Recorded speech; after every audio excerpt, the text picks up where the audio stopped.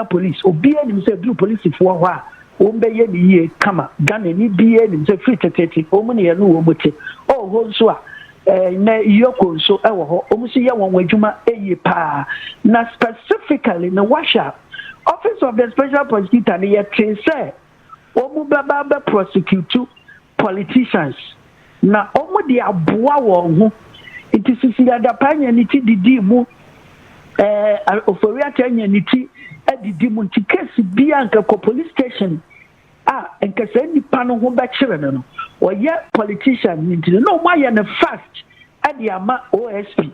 nti me nya na meka maka ne baburo 10 times sasa OSP no say yan close down sa office no a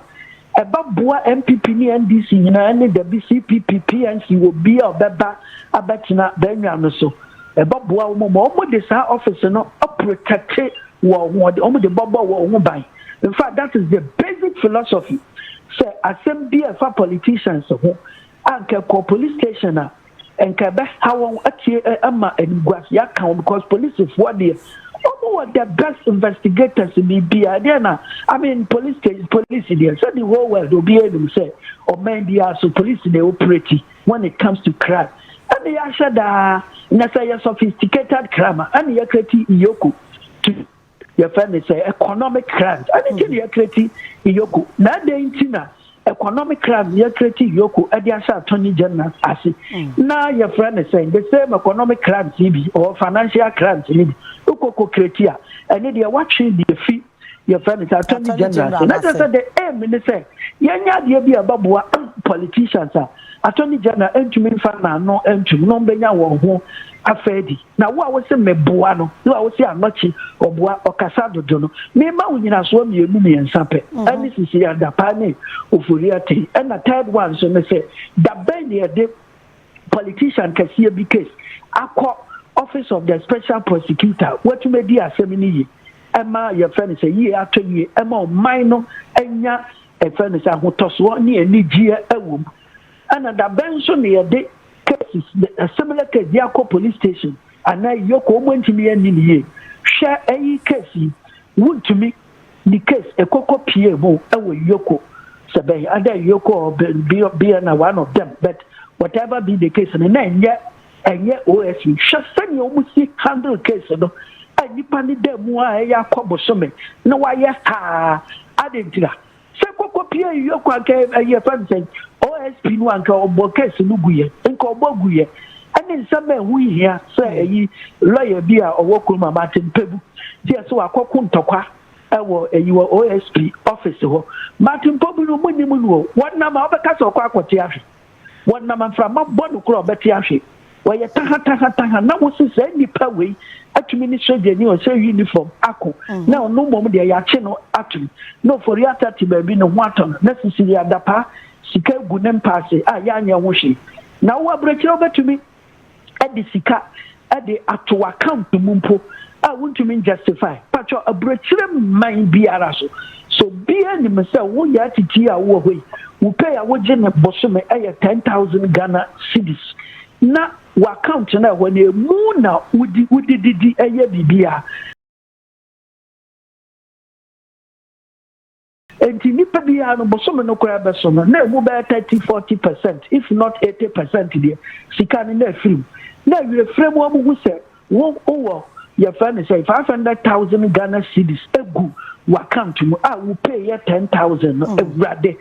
broni be fra wo se bra na beyi anon 10 kwaya fa so a obi a wo get 10,000 wo ba benya 500,000 na de bia so say sika ni na wo dutua wo rent at the top petrol go ka ma dutua wo ma school fees ye ba baby sa wa gunu anu yi a enya say ye gi sika ni kwa ye say di wasam wa kwa akodem lawyer yaw anoche frempon e wo ahoma no so anopay lawyer ni ma pa wa ben e wo Ghana ha wo sign it say abakosem a sa ne ma ni enu me peninchire mu a ono ne nchen e na meko lawyer anopay good morning patron net saying oh nyame adom me hoye ye da nyame ase wadaro Roma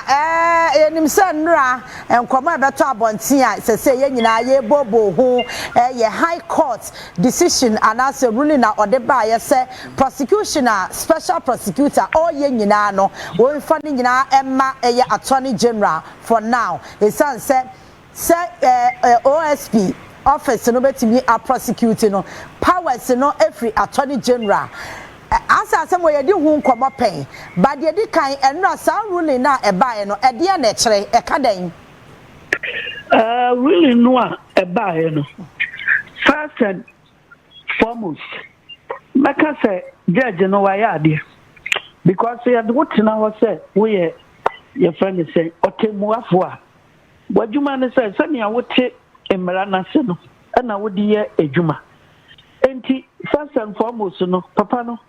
woni ne ya adwuno woni ne nya adwuno e se hu se oye okokudufo kase wa ye na adwuma afei ne atosu biem se kira sai no ene se ensembia special prosecutor wadie dada indirectly no akwese se judge no aboegu dada bikura se nipa no woda prison wanya wuti adidi mu bibia no it means say indirectly no and directly no ya tum ya hom ni nyina ase nia etoso biem ene se ensembia attorney general gabby special prosecutor ODCC say suspended Nina na refer to the office of the attorney general about investigations in normal investigators say yeah mwajuma free OSP no about then they say margin no ako your friend say attorney general team let us say no so administratively no they in some baby beba na nia etoso miensa and say yeah mara na ya ye because constitution no a ministry ba ko pen your body in Ghana's constitution mo Ghana the constitution ministry ba ko pen your body din ewom eno ne attorney general's office into your office kase pa and specifically ya kase all criminal prosecutions are conducted in the name of the attorney general e chese adibia fa boni a etia o mine and when some bia when say the court dia that's here republic versus had semini nyina attorney general ana Wontumi me yakure it is a magistrate court where you krasi ana maybe ana hu say police ni ejina court na or prosecute case ya it is an attorney general no one no gina ho oye na djuma pepepe na mom saman for beti ase ye dia so ukoko mu say office of the special prosecutor sorry wo mu mom nkrofo ni bi gina court e prosecute case ya parliament say wo mu ye ni wo mu a dinimu wo mu nsha attorney general ase anu na high court judge no eye na bufu say no mind mra kuni ana nyenne you started from Kwame Nkrumah penso say prosecution biara attorney general edinemu ana yede entina ediye da so na say republic the moment obe one republic na che so oyo abaino ne mra ni kase ne afutufuo kase a odi animu attorney general ono no de nsa ensese ya kwa international contract nyina nsa hyase wono ni obi a woya prosecution nti na ye create officer foforo ni ema ni tumi e tese femumi entiere na chese ni judge no ye no ene se judge ni agene ye no se eye den no obi a ya body din wo constitution mu so no na e friend say prosecution bi a wo memu no e wona kachi nti obi a wo ye bia no so the tumi ama won fama o constitution na say or the tumi for the amount yes to send ya okọ court to America so who the police for kra prosecute bi no attorney general the tumi the amount na won kwa ya create office no ye mo din wo constitution mu ya nka constitution or parliament and a create office no amount ni e be ma wutumi a it is attorney general there no and they menti ase Inti saa dia me pese wo hu se wo kuta tumi bia inti ne wo betuma ye ne se fa wo kɔhye attorney general assist ne hu se gina wo gina court demu kasa no se wo lawyer ni gina court demu no kasa ne bisa se tumi be na wo de kasa onkobo OSP office ni di no mo bobo your friend is attorney general ni di enu ne nsama ye papa no kasa enra no ne wo pa kire nyina ne ministry na eno sa no cases a special prosecutor edi kan edi court a court na atena so de gusu e woni nsam ensunsanso aban na wo so sunsanso wo de ehia pa sa public no so ebetie bi titu sa na me no ye kan hia wadi awie ne ade ne woni wie de se eno anya de no kra e de na ni chine ya a lawyer for na ho ne no anse ye besisa wo near the attorney general lawyers abe and so near na aban no me say there is always flexibility the ombe ne say cases ne gusu a ekosi ni nyina wudru court pe judge no attorney general the letter be kwa akoto say because of judgment ya ebra eba no general jurisdiction can be you see yan so case bi emu entino ya the krata eba betuso mo my adjournment be about 1 month na yenhunia ebesi ansana ya san for case no na Tony General de krata akoto tuni na so wo court Tony General be kwa kwaje adjournment criminal cases no the adjournment na common na 1 month court na mfa ba because human rights is involved to beje 1 month 1 month you do no mu the SCC ya resolve ni wie Tony General be san for court no akwaje another time no the account kosi mra ye be solve ntini ye wo court dada de ne enye problem bia on beje adjournment pen ye besi pending the ben the betumasi no NSM office of the special prosecutor enani chine ya obekwa akoye asam wati no ho appeal our court kasiye say appeal ni nyina so nyina no NSM nyo no ara ni tumi eno de ba eba be gina ho eye parliament na ama no tumi na parliament tumi so say ye de mawa I find an act of parliament we have 3 arms of government judiciary IDSM executive to say president on any ministers any your friend is saying parliament almost shisha emera enti sa judiciary no one penny no no Supreme Court chief justice wo hobi ono nkuwa ne Wontumi Supreme Court nkuwa ne Wontumi say parliament shisha emera na mera no enkwayi a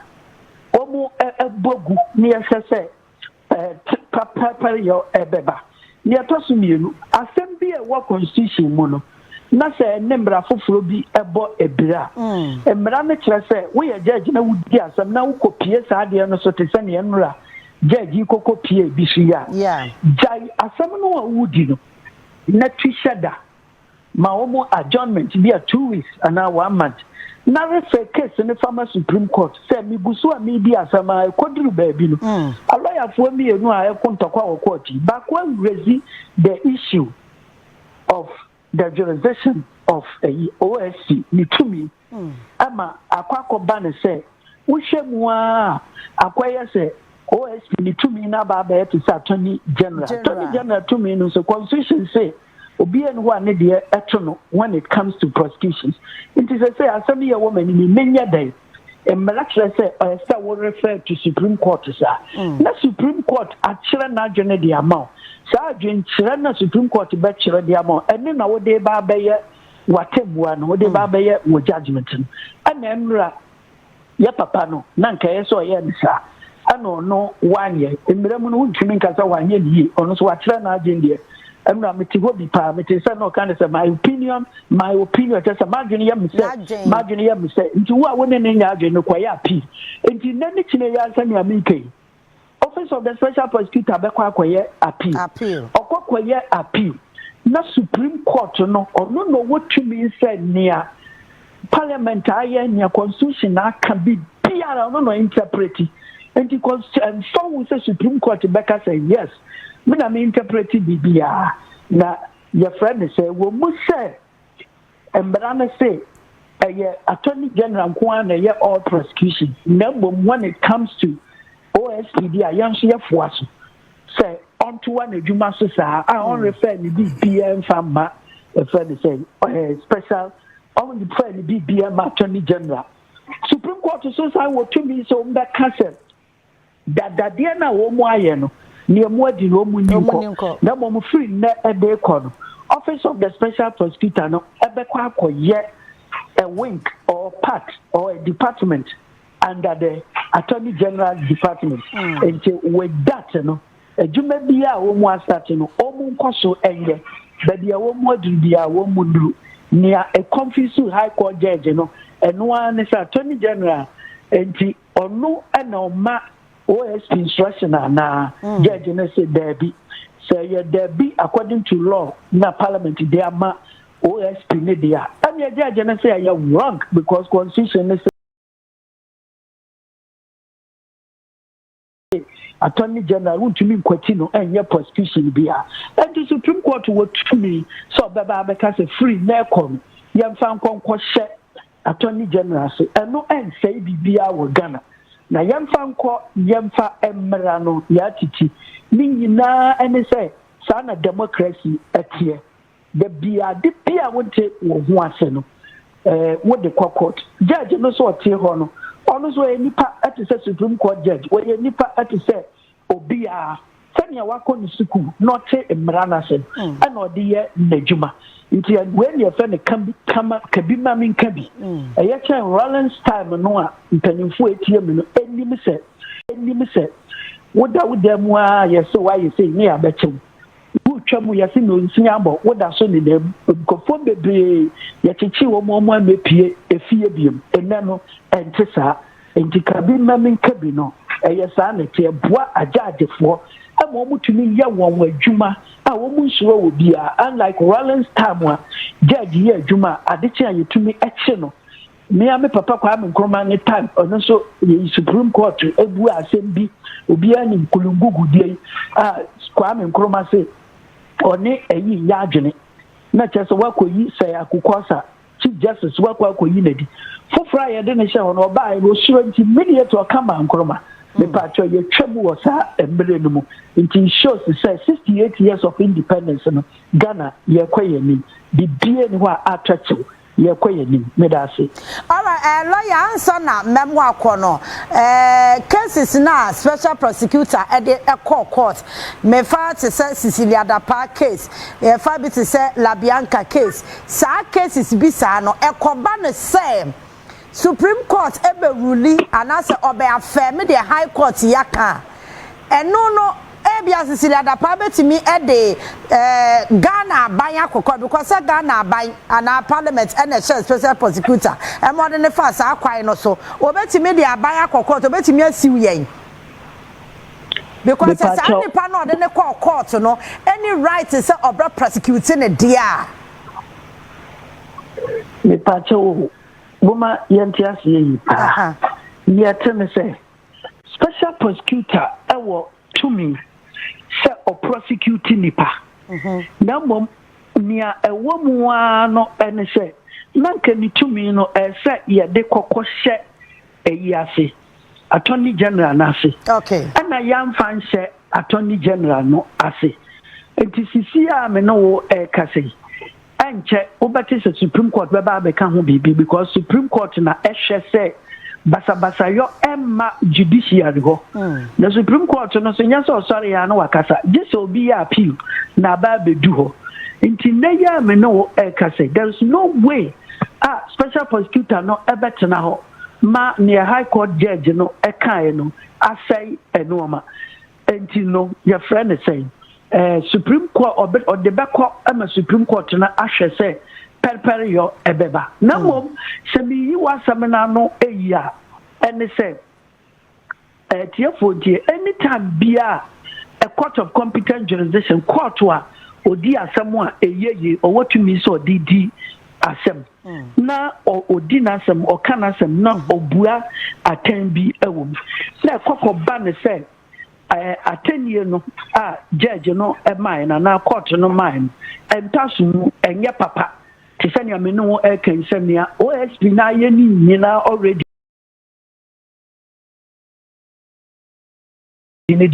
Bessin no more or less na question null and void. And Miraculous say, a Kokobani say, and ya papa to send you a high court judge, Emma Yehunenua. And Miramuno, there is no way. Uber can say automatically, and the word is automatically, when you tear the gym. Okay. Because Nanka, you the OSP, I have you work to prison. You bought judgment, no ego. In some prison, Yansha Ube Pie, and then Chinea, Mpacha Yambrano, and Tessa. The moment ya Bobby Bia Eguno. So per se, Yadia Juma Emawa. A friend I was so quack fale in Krata. Now what did near judge in a can and run? Would they buy your dance here?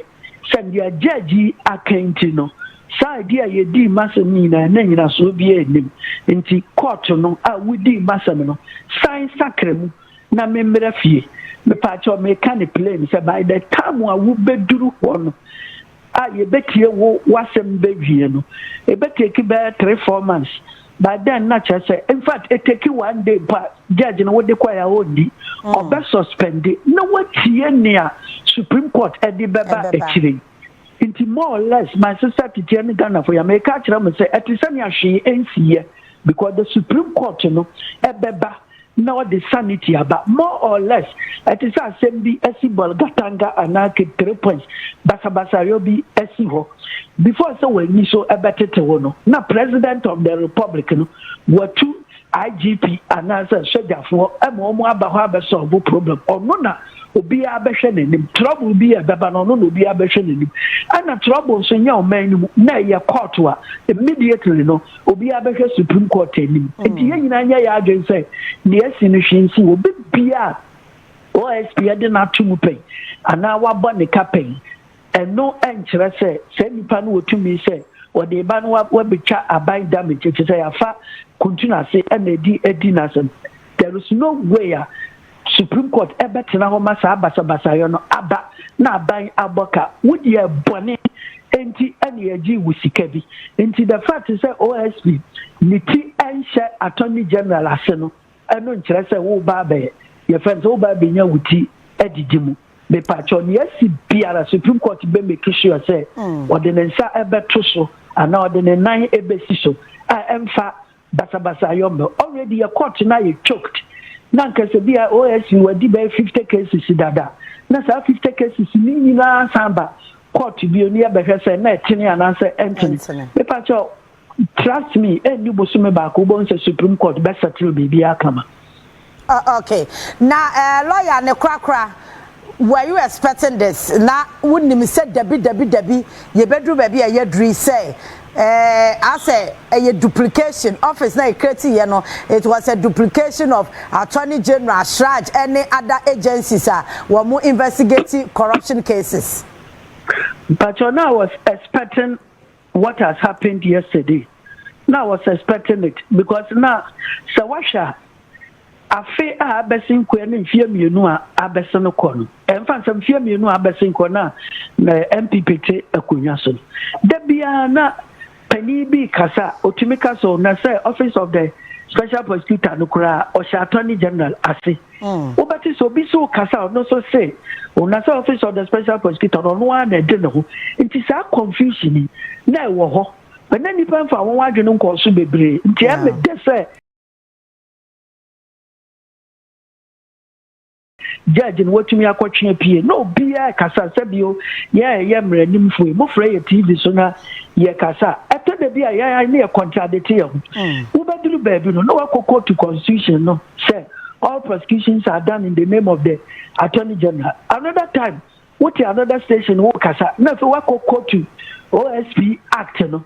say if I say OSP no e wo tumi so prosecute obia without reference to anybody. International confusion no depending on who is interviewing you. Now what can you wope good say enra ya papa watching apie na da boachi a Supreme Court no den 9 ADC form na wa ma ye hu say to me no when it comes to prosecutions ya why Attorney General ni tumi ni bi di ama ye kan say OSP enti no onto asenye n'adwuma or Supreme Court betumi aka say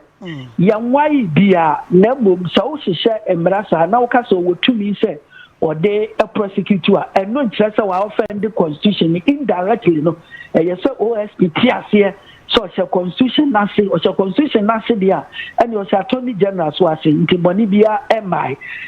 but the time Supreme Court back as abewie that just a judge ya odi asem enra ni di wa law report mu a ye yi na ye because what chere say or ye bema indirectly no so washa adwe wo ni tim ni say or per se Supreme Court as settles our confusion no completely.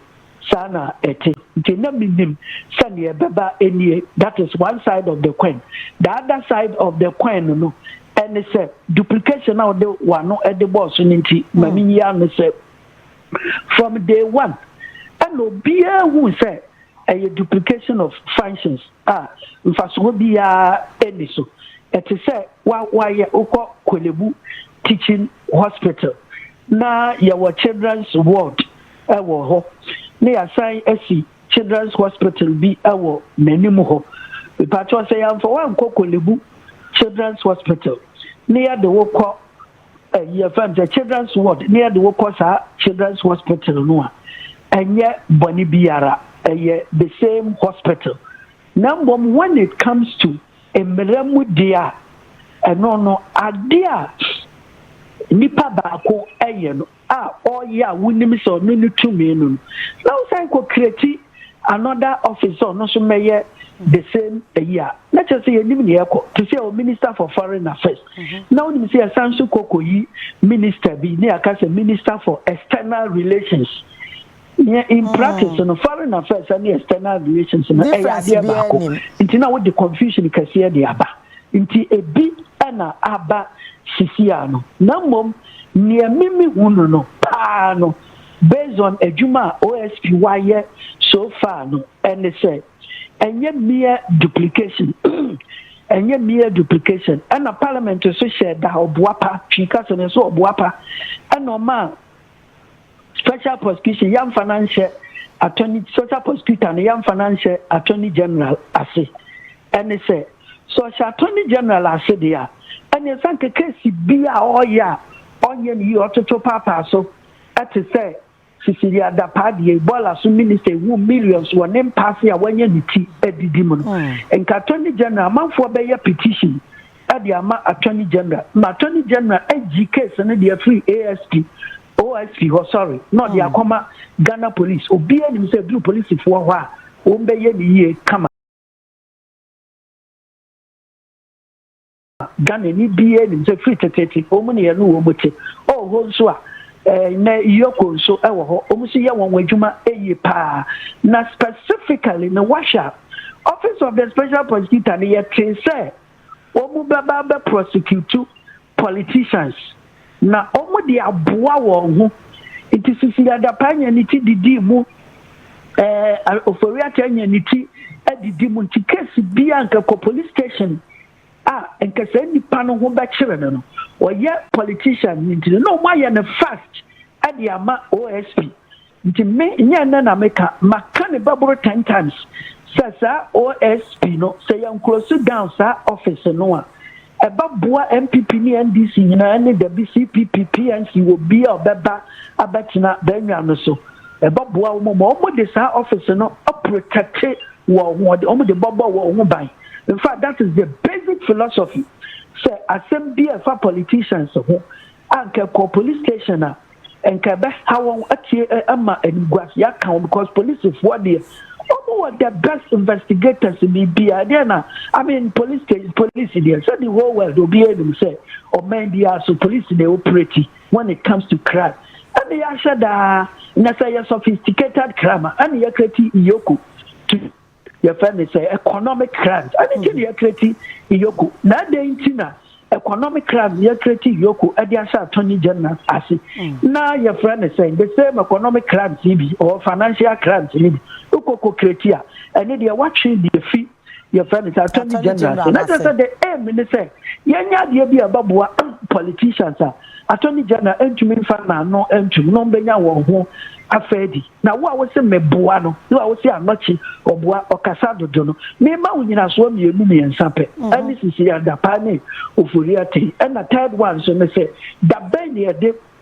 politician kasiye bi case akọ office of the special prosecutor what me di asemi yi ema your friend say ye atoye ema man no enya e friend say ahotoso ne enigie ewom and da ben so ne de cases a similar case Agyarko police station and na yoko omontimi ani niye hwe ayi case Wontumi the case ekoko pie mo ewo yoko sebe other yoko be na one of them but whatever be the case na enye OSP hwe sani omusi handle case no nipa ni dem a ya kwabosome na waye ha adentira se koko pie yoko aka ayi fan say OSP no anka obo case no guye nka obo guye ani nsama hu hia say ayi lawyer bi a owo kuruma Martin Pebu ti so akoko ntokwa ewo eyiwo OSP office ho Martin Pebu no munim no wonna ma obeka so kwa akote ahwe wonna ma fra ma bonu kro obeti ahwe waye taha na wo se say nipa wei atumi ni soje ni o say uniform ako na ono mom de ya che no atumi no Ofori Atta ti ba bi no ho aton na Cecilia Dapaa sika gu nem passe a ya anya ho hwe na wo abrekire obetumi edi sika edi ato account mumpo a Wontumi justify patcho abrekire man biara so bia ni me say wo ya titi a wo hoi wo pay a wo je ne bosome 10,000 Ghana cedis na wa account na ho na mu na wudi eye bibia enti nipa bia no bosome no kora beso no na mu ba 30-40% if not 80% there sika ni na film na we frame wo mu say wo your friend say 500,000 Ghana cedis egu wa account mu a wo pay 10,000 no everyday broni be fra wo se bra na be yi anon tentem kwaya fa so a obi a wo je 10,000 wo ba benya 500,000 na de bia so say sika bi na wo dutua wo rent at the top petrol go kam dutua wo ma school fees ye be ba be sa wo gunu anu yi a enya say ye ji sika no kwa ye say di wasam ma wakọ akodam ano ni abrekire nti abrekire nka e dan na Cecilia Dapaa enya sika ma ebi gu nem passe ya me na chirem so ye businessman to say despite mu bia na Zumi Lion na bra be yi ano omu de omu ye businessman to beka our estate we say na wo full-time minister won kuta business bia enso case no kokodru OSP on obo di wo tugu kura nti mesraw ma dwene kira me say office no yen close me down na emfiri ho na senior tia de nyamwa bia na wode boy is doing more harm than good. So Nigeria Ghana for man you copy Nigeria last 2 years so ben dampare mbreso a police for anya ho press conference bia no mutumi ko yi sa man you ni obi anim se ba beku e de won bae so case we se e de ko OSP ho na ye ne de ko ho enko ye ho press conference wa abonten amata Ghana police for do Nigeria na man nke yakum won awie menu ameda so why ameda so lawyer ameda so pa lawyer ya no chefrem pon no. Thanks for watching. Like and share the video. You can also drop your comment. Please don't forget to subscribe. Click on the bell to turn on the notification.